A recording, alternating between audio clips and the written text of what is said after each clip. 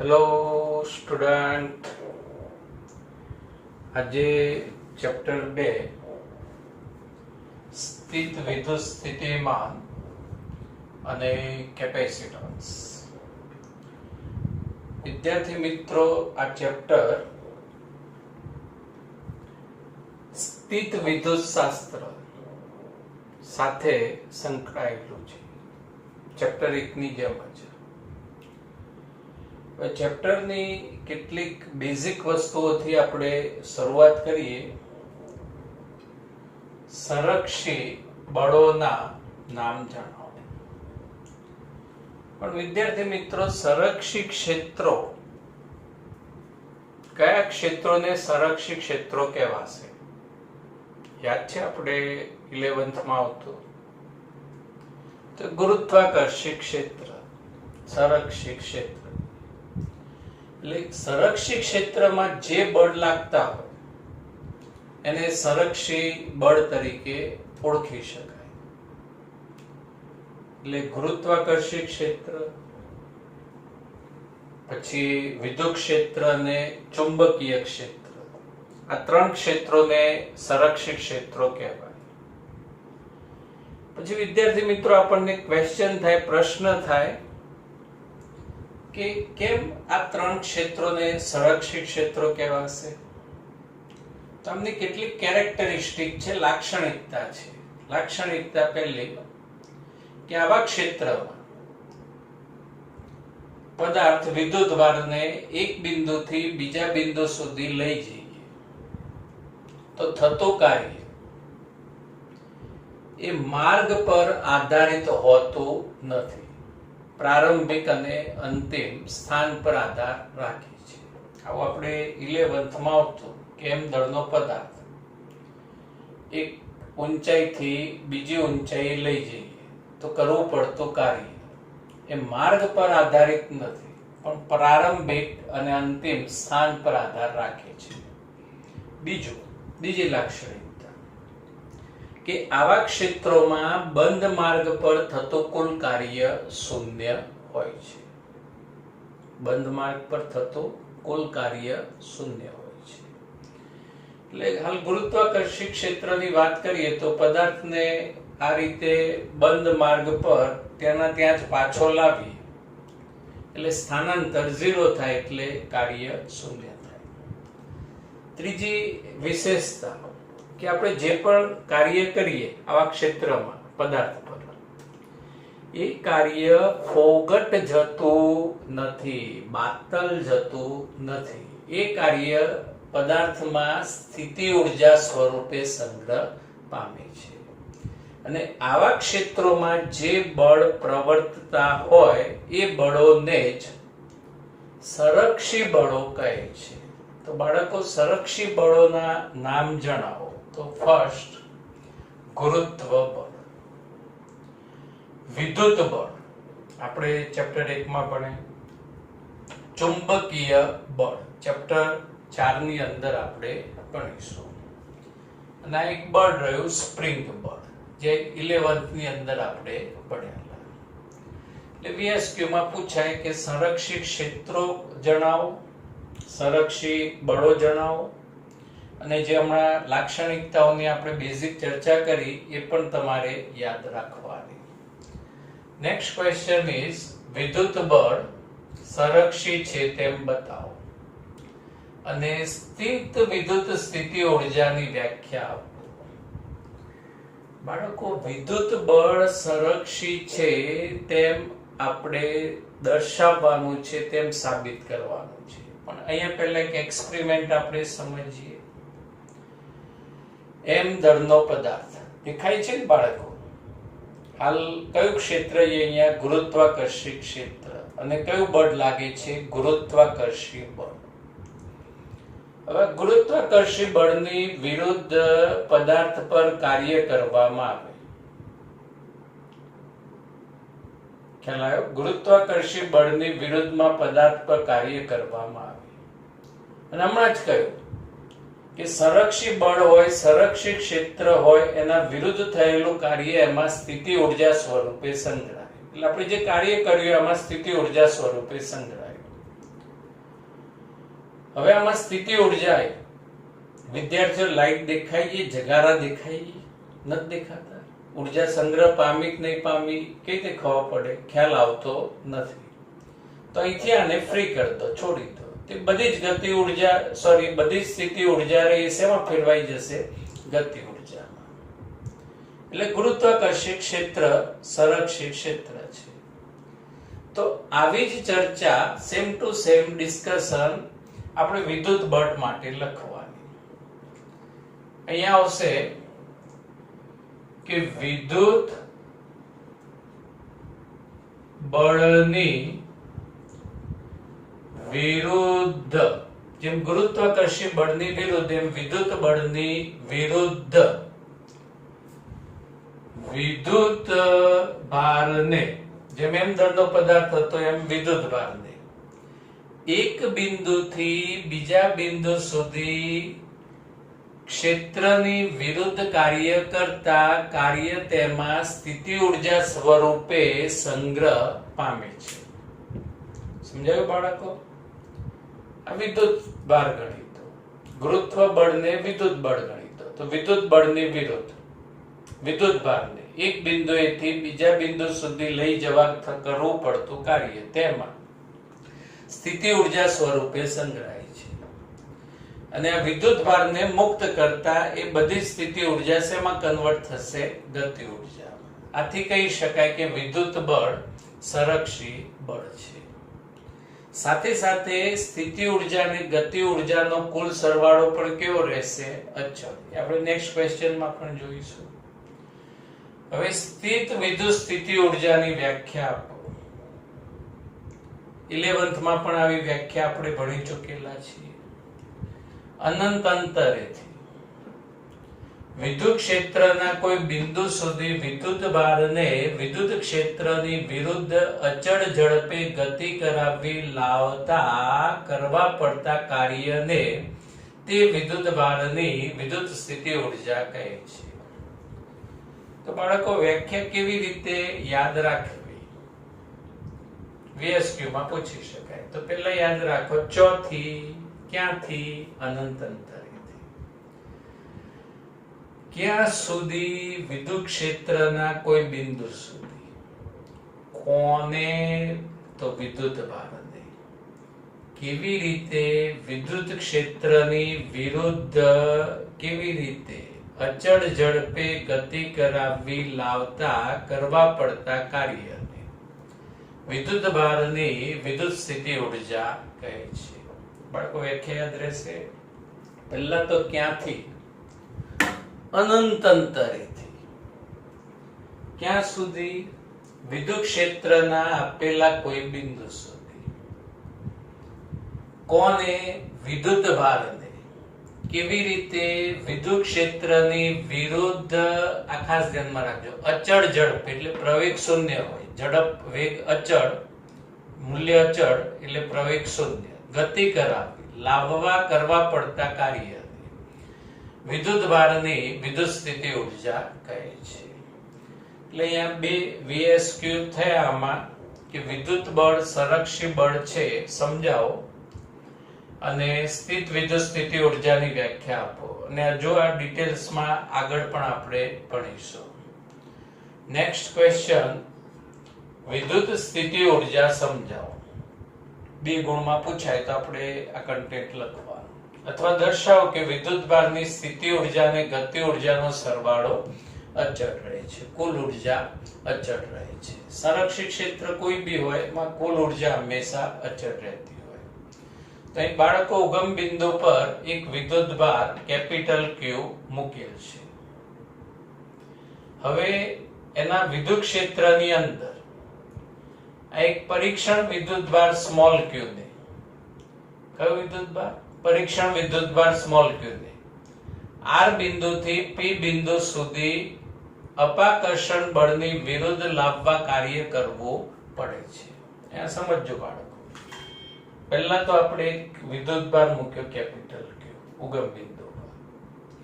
એટલે એની આસપાસ હોય એનું વિદ્યુત ક્ષેત્ર. પછી આ નાનકાને આપણે પકડી લાવ્યા અને એને R બિંદુએ મૂક્યો. ક્યુ બિંદુએ મૂક્યો. બંને સમાન વિદ્યુત ભારો એટલે કે બંને પ્લસ પ્લસ કાં તો બે માઇનસ માઇનસ છે એવું અહીંયા વિચારીશું. પછી તમે આ વિડિયો જોતા ઘરેથી જ અહીં ક્યુને ઓર્ડર કર્યો કે ઓ નાનકા ચાલ પી પર આવી જા. નાનકો ઓર્ડર માનશે નહીં માને. તમે રિક્વેસ્ટ કરશો કે please small Q come on P. Request પણ માનશે નહીં. તમે પ્રભુને પ્રાર્થના કરશો કે ભગવાન ક્યુને પી પર લાવી દે. એ પણ પોસિબલ બનશે નહીં. એટલે આ કેપિટલ ક્યુ નું અપાકર્ષી બળ લાગતું હોય અને એ અપાકર્ષી બળની વિરુદ્ધમાં સ્મોલ ક્યુ પર તમારે બાહ્ય બળ લગાડી ધક્કો મારી એને ક્યાં સુધી લાવવો પડશે? પી સુધી. આપણે ગુરુત્વાકર્ષી ક્ષેત્રમાં ઓછી ઊંચાઈથી જેમ વધુ ઊંચાઈ પર જઈએ એમ આર થી અહીંયા આવીશું પી પર. ખ્યાલ આવી ગયો? હવે ક્યુ વિદ્યુતભારને આર થી પી સુધી લાવતા બે બળ લાગે છે. આપણે જે આર થી પી સુધી આવે એ દરમિયાન આ સ્મોલ ક્યુ પર બે પ્રકારના બળ લાગશે. કયા કયા બે બળ? તો એક સદિશ એફ એક્સટર્નલ બાહ્ય બળ જે ધક્કો માર્યો એ, અને બે વિદ્યુતીય બળ એટલે આનું અપાકર્ષી બળ.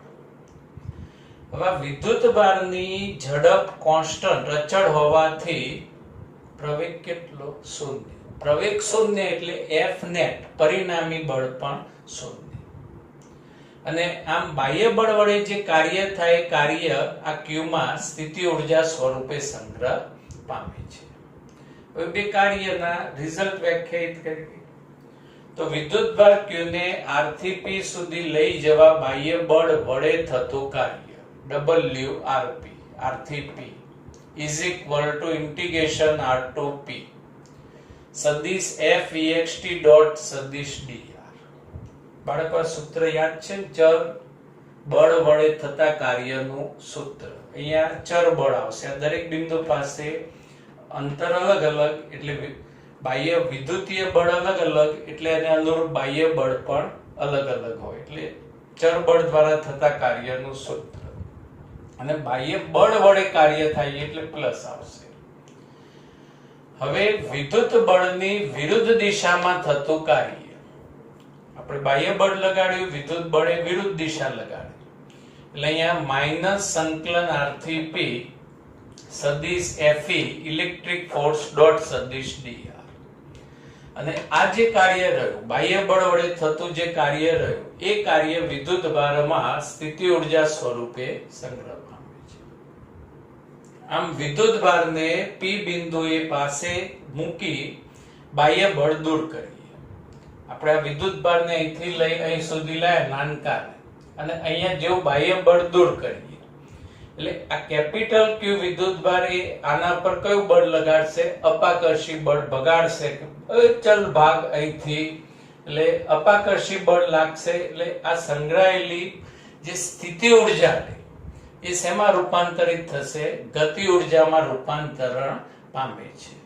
અને આ દરમિયાન નો એનર્જી લોસ, કોઈ એનર્જીનો લોસ થતો નથી. આથી ગતિ ઊર્જા અને સ્થિતિ ઊર્જાનો સરવાળો અચળ રહે છે. પહેલા તો વિદ્યુતભાર કયો? કેપિટલ ક્યુ ક્યાં મૂકવાનો? ઉગમ બિંદુ પર. પછી કયો વિદ્યુતભાર? પરીક્ષણ વિદ્યુતભાર આપણો નોનકો. એને કયાથી કયા બિંદુ સુધી કેવી રીતે લાવવાનો? આર થી પી અપાકર્ષણ બળની વિરુદ્ધ. આર થી પી લાવતા કયા બે બળ લાગશે? બાહ્ય બળ, વિદ્યુત બળ. ઝડપ કેવી રાખીશું? અચળ. આથી કાર્ય પ્રવેગ શૂન્ય, પરિણામી બળ પણ શૂન્ય. અને આ જે પણ કાર્ય થાય એમ વિદ્યુતભારમાં સ્થિતિ ઊર્જા સ્વરૂપે સંગ્રહાય. કાર્યના બે રિઝલ્ટ અને પછી પી બિંદુએ વિદ્યુતભાર પર બાહ્ય બળ દૂર કરી દો એટલે અપાકર્ષી બળને કારણે દૂર ભાગી જાય એટલે એ સ્થિતિ ઊર્જા શેમાં ફેરવાઈ જાય? ગતિ ઊર્જામાં. એટલે કે કુલ ઊર્જા અચળ રહે છે. વિદ્યાર્થી મિત્રો, next question is for VSQ and example. વિદ્યુત સ્થિતિ ઉર્જાનો તફાવત ડિફરન્સ અને તેના નોંધપાત્ર મુદ્દાઓની ચર્ચા કરો. વિદ્યુત સ્થિતિ ઉર્જાનો તફાવત પહેલા આપણે સમજીએ. તો વિદ્યુત ક્ષેત્રમાં દરેક બિંદુ પાસે વિદ્યુતભાર Q નોન કો સ્થિતિ ઉર્જા ધરાવે છે. સમજો. પ્રેક્ટિકલી m દળનો પદાર્થ ગુરુત્વાકર્ષી ક્ષેત્રમાં દરેક બિંદુ પાસે કંઈક ને કંઈક સ્થિતિ ઉર્જા ધરાવે. એમાં Q વિદ્યુતભાર પણ વિદ્યુત ક્ષેત્રમાં દરેક બિંદુ પાસે at any point સ્થિતિ ઉર્જા ધરાવે છે. હવે વિદ્યુતભારને R થી P સુધી લઈ જવા કરવું પડતું કાર્ય WRP is equal to delta U. હમણાં જ જોયું આપણે સ્થિતિ ઉર્જાનો તફાવત. હવે P બિંદુ પાસે વિદ્યુતભારની સ્થિતિ ઉર્જા UP અને R બિંદુ પાસે સ્થિતિ ઉર્જા UR. તો ડેલ્ટા U એટલે કે સ્થિતિ ઉર્જાનો તફાવત is equal to UP minus UR. Delta U is equal to WRP. કરેલું કાર્ય સ્થિતિ ઉર્જા સ્વરૂપે સંગ્રહાય, પણ એ કાર્ય અહીંયા સ્થિતિ ઉર્જાના ડિફરન્સ તફાવત સ્વરૂપે સંગ્રહ પામશે. હવે સેકન્ડ પોઈન્ટ સમજો. બે સંબંધ અહીંયા મળશે. Q વિદ્યુતભારનું સ્થાનાંતર R થી P સુધી જે લાવ્યા એ અપાકર્ષણ બળની વિરુદ્ધમાં થાય છે. તેથી વિદ્યુત બળ વડે થયેલું કાર્ય ઋણ ગણાય. એટલે delta U is equal to minus WRP. તો વિદ્યાર્થી મિત્રો, જ્યારે બાહ્ય બળના સંદર્ભમાં કાર્ય હોય ત્યારે સંબંધ આ રીતે લખાય, અને વિદ્યુત બળના સંદર્ભમાં જ્યારે કાર્ય હોય, કોના? વિદ્યુત બળ, કેમ કે એની વિરુદ્ધ કાર્ય થાય, એ વખતે સંબંધ લખાય delta U is equal to minus WRP. હવે આગળની જે ચર્ચા ફરી કરીએ. યાદચ્છિક વિદ્યુતભારના વિદ્યુત ક્ષેત્ર માટે બાળકો સમજો. યાદચ્છિક વિદ્યુતભારનું વિદ્યુત ક્ષેત્ર, આ કેપિટલ Q લીધો. કોઈ વિદ્યાર્થી કે સાહેબ મારે તો 2Q લેવો છે, તો લઈ શકાય.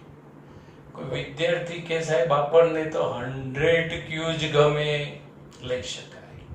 એટલે યાદચ્છિક વિદ્યુતભારના વિદ્યુત ક્ષેત્રમાં બે બિંદુઓ વચ્ચે વિદ્યુત સ્થિતિ ઉર્જાનો તફાવત એક બિંદુથી બીજા બિંદુ સુધી Q વિદ્યુતભારને પ્રવેગ રહિત લઈ જવા માટે બાહ્ય બળ વડે કરવા પડતા કાર્ય બરાબર હોય છે.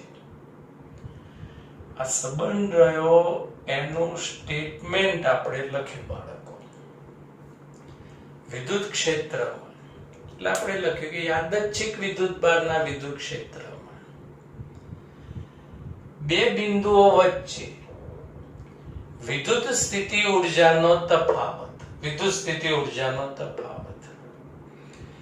એ એક બિંદુથી બીજા બિંદુ સુધી નોનકાન પ્રવેગ રહિત લઈ જવા માટે બાહ્ય બળ વડે થતા કાર્ય બરાબર હોય છે.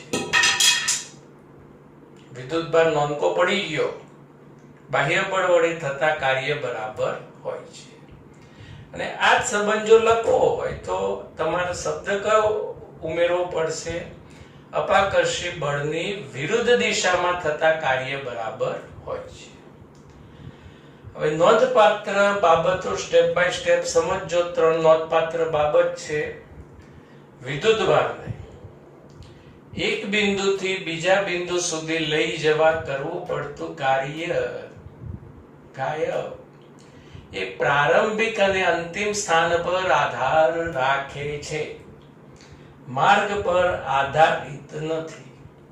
એટલે સ્મોલ ક્યુ ને આર થી પી આ રીતે લાવીએ, આ રીતે આર થી પી લાવીએ, અથવા ગરબો ગાતા ગાતા ગાતા અહીં લાવીએ. આ દરેક વખતે થતું કાર્ય આપણને કેવું મળશે? સરખું. એટલે વિદ્યુત ક્ષેત્રમાં વિદ્યુત ભાર પર થતું કાર્ય શેના પર આધાર રાખે છે? પ્રારંભિક અને અંતિમ સ્થાન પર, પણ માર્ગ પર આધારિત નથી. જે કુલમ્બના નિયમથી સાબિત થઈ શકે છે અને જે સંરક્ષી બળની મૂળભૂત લાક્ષણિકતા છે. ગુરુત્વાકર્ષી ક્ષેત્ર હોય, ગુરુત્વાકર્ષી બળ હોય, વિદ્યુત બળ હોય કે ચુંબકીય બળ, આ થતું કાર્ય પ્રારંભિક અને અંતિમ સ્થાન પર આધાર રાખે છે, નહીં કે માર્ગ પર. બરાબર યાદ રાખજો. સેકન્ડ પોઈન્ટ, સ્થિતિ ઉર્જાનું નિરપેક્ષ મૂલ્ય, એબ્સોલ્યુટ વેલ્યુ, નિરપેક્ષ મૂલ્ય અગત્યનું નથી, પણ તેનો ફેરફાર અગત્યનો છે. આપણે 11th માં કોઈ પથ્થર પાળી પર મૂકી રાખીએ, વર્ષ, 2 વર્ષ, 3 વર્ષ, પણ એની સ્થિતિ ઉર્જા આપણને ઉપયોગી બનશે નહીં. પણ નીચે કોઈ આપણો મિત્ર ઉભો હોય ને પથ્થરને પછી આમ સહેજ ધક્કો મારી દઈએ, પછી જે બૂમ સંભળાય, એટલે એ સ્થિતિ ઉર્જાનું નિરપેક્ષ મૂલ્ય વર્ષ, 2 વર્ષ આમ નામ પડી રહે એ અગત્યનું નથી, પણ સ્થિતિ ઉર્જાનો ફેરફાર, બૂમ પડે એટલે આમ મરી ગયો, બૂમ પડે, સ્થિતિ ઉર્જાનો ફેરફાર અગત્યનો છે. હવે આપણે સ્થિતિ ઉર્જાની જે વ્યાખ્યા જોઈ હતી, ક્યાંથી અનંત અંતરેથી ક્યાં સુધી, તે વ્યાખ્યાને એક્ઝેક્ટલી ગાણિતિક રીતે આપણે સમજીએ. ડેલ્ટા યુ આર પી, પી અને આર બિંદુ વચ્ચે સ્થિતિ ઉર્જાનો તફાવત. હવે બિંદુ આર અનંત અંતરે લેતા, આર બિંદુ અનંત અંતરે વિચારો. વિચારવામાં આપણા ફાધરનું કશું જશે નહીં, ભલે લોકડાઉન રહે. આર બિંદુ અનંત અંતરે વિચારો. અને વિદ્યાર્થી મિત્રો, અનંત અંતરે હંમેશા સ્થિતિ ઉર્જા કેટલી હોય? 0. સૂત્ર આવશે આગળ એટલે આપણને તરત ખ્યાલ આવશે. છેદમાં અંતર આવશે એટલે ઇન્ફિનિટી મૂકો છેદમાં, એટલે અનંત અંતરે સ્થિતિ ઉર્જા કેટલી હોય? 0. હવે આપણી પાસે આ જે સંબંધ રહ્યો delta you is equal to WRP, એટલે WRP is equal to UP minus UR, પણ R ઇન્ફિનિટી એટલે તો શૂન્ય, એટલે ખાલી શું આવશે? UP. અને R ની જગ્યાએ તમે શું લખી શકો? હવે ઇન્ફિનિટી. હવે જેને P પાસે વિદ્યુત ભાર Q ની સ્થિતિ ઉર્જા કહે છે. હવે વિદ્યાર્થી મિત્રો, વ્યાખ્યા એક્ઝેક્ટ સમજાશે જે આગળ આપણે સેકન્ડ પોઈન્ટમાં જોઈએ. અનંત અંતરેથી વિદ્યુત ક્ષેત્રના આપેલા બિંદુ સુધી, એટલે P બિંદુ સુધી, કોને વિદ્યુત ભારને કેવી રીતે વિદ્યુત ક્ષેત્રની વિરુદ્ધ અચળ ઝડપ અર્થાત શૂન્ય પ્રવેગથી લાવવા કરવા પડતા કાર્યને તે બિંદુ પાસે વિદ્યુત ભારની સ્થિતિ ઉર્જા કહે છે. સમજાઈ ગઈ વ્યાખ્યા પ્રોપર? વિદ્યુત સ્થિતિ ઉર્જાનો એકમ જૂલ અર્થાત ન્યૂટન ઇન્ટુ મીટર, અને એનું પારિમાણિક સૂત્ર M1L2T-2. ચાલેલા બધા જ ટોપિક એકવાર લખવા અને બધા જ નોંધપાત્ર બાબતો VSQ ના સંદર્ભમાં યાદ રાખવી. Thank you.